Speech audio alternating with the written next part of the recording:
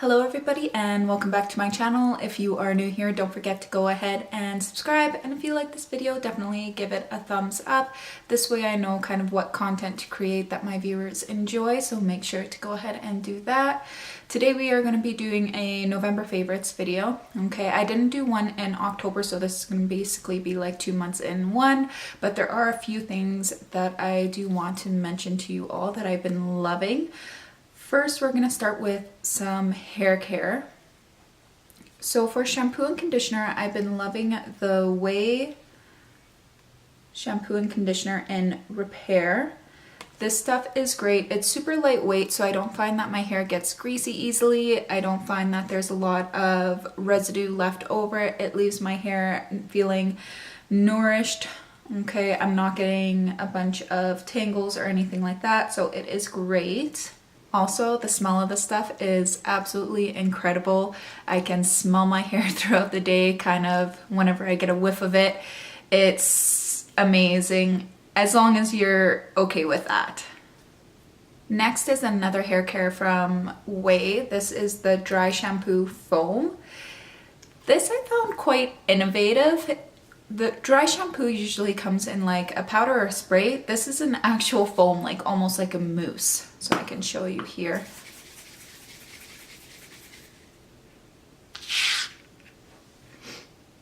So an actual mousse. Now this stuff I love because, for one, I'm not getting that white residue that I normally get with a powder, as well as I feel that it almost conditions my hair as it removes the grease or the oil. So my hair is not feeling left super dry and super almost, what's the word? Like gritty or dirty. I don't know. You probably tried a dry shampoo. You know what I'm talking about when you get that kind of feeling. So this stuff is great. I've been trying more and more not to wash my hair all the time, like every single day. So this stuff has helped immensely. I just kind of, once I shower in the morning, I don't wash my hair, I leave it. And then when I get out, I just kind of rub some of that mousse in my hair, kind of massage it into the roots and leave it, let it dry a little bit, and then I'll style my hair. All right, so now moving on to skincare. The Sunday Riley Martian Mattifying Water Gel Toner. Now, this is not my first time purchasing this. I have used it in the past, but it's been a while, and reusing it has just made me realize again how much I absolutely love this product. It is great for helping tone down any sort of redness. It does contain witch hazel in it, which everybody knows is great for that. The smell is incredible.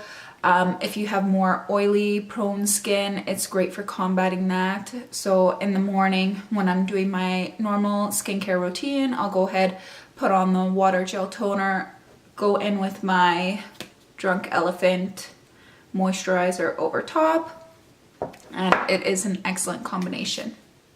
Now the Ole Henriksen, this is the Banana Bright Eye Cream. This stuff has transformed what I think about eye creams. Typically what I would do is just use whatever moisturizer I was using at the time and use that as my eye cream. However, with winter coming along, my eyes were getting so dry and irritated. I was getting flaky skin kind of on the outsides. So I figured it was time to just go ahead and purchase one. I've tried out a bunch before. I didn't see a huge difference. That's why I just never went ahead and bought one.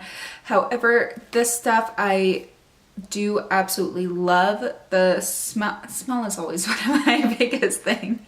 The smell is amazing. Okay, the moisture content in this is great. I find that my eyes throughout the day, they don't get dry over time or anything like that. Makeup goes over it great. I haven't had any issues with my concealer, and over time I have been noticing a difference in how my under eyes are looking, how the skin around my eyes are looking, that it's looking a little bit more tight, more plump almost.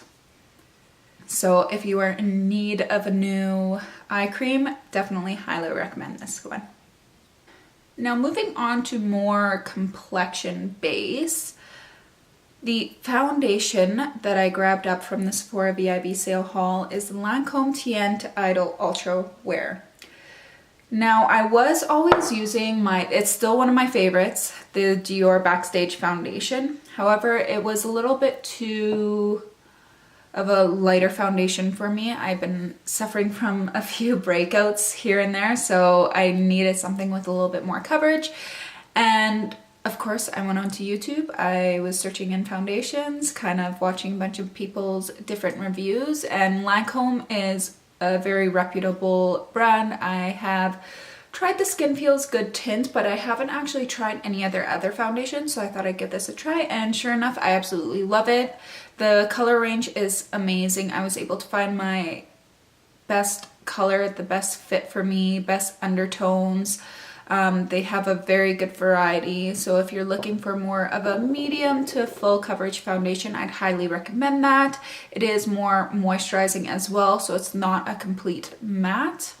And it also says that it is up to 24-hour color, wear, and comfort transfer resistant. I don't know about the 24 hours, but it does seem to last on me throughout the workday, which is what I need it for. Next, I also picked up this Dior contour palette. So this is just their universal palette. I needed something with a little bit more of a gray undertone for my contour.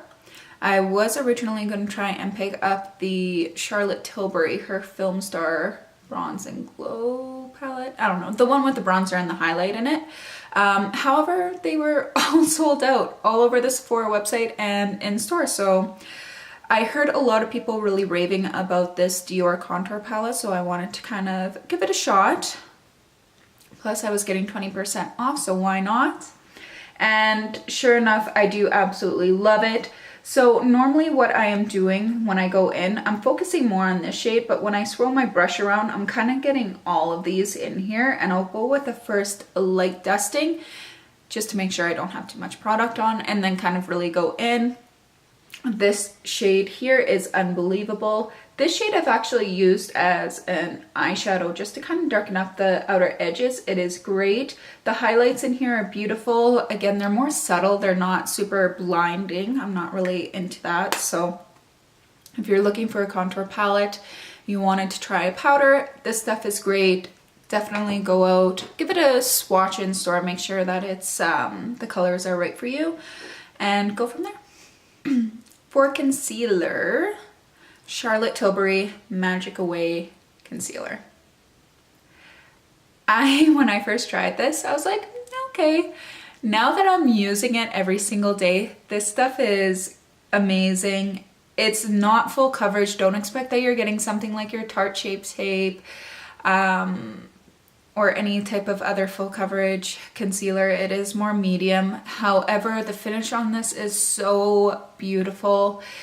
It covers up my darkness underneath my eyes, no problem. It's super moisturizing. So I'm finding that I'm not getting dry underneath my eye. It does crease a tiny bit, so I do have to set it with powder, which I would with any other concealer anyways. I use this to highlight the high points on my face. Just all over an amazing concealer. Again, it is not full coverage, so if you pick this up, don't expect that.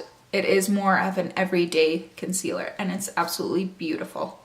Now I wanted to mention what I am wearing on my lips today. It is more of a old discovery. I rediscovered it this morning when I was looking for a lipstick to kind of pair with my outfit.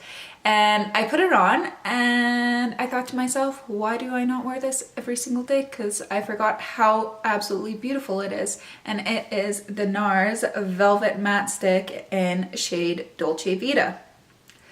I know I have a full one around the house somewhere. I just can't find it. So I found this kind of little nubbin of one, and there was still some product in.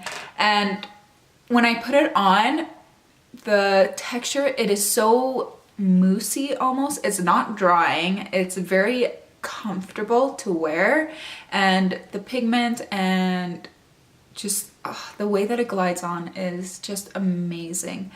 If you're in a Sephora, definitely go and swatch this color. You'll fall in love instantly. It's more of a rose pink, but I think it's a very universal shade. Looks good on a ton of different skin tones. Also, if you are one that likes to kind of overline your lips, give you more of a plump look, this is a great product to do that with. And that is it for today's video. I hope you all enjoyed it. I know that favorite videos are definitely one of my favorites to watch on YouTube. So if you did enjoy it, definitely leave a comment below and give this video a thumbs up. Also, check out my Instagram page. I have been trying really hard to kind of get my Instagram game up. So the Instagram handle is ashhasna, and hope to see you all there. Have a very good night.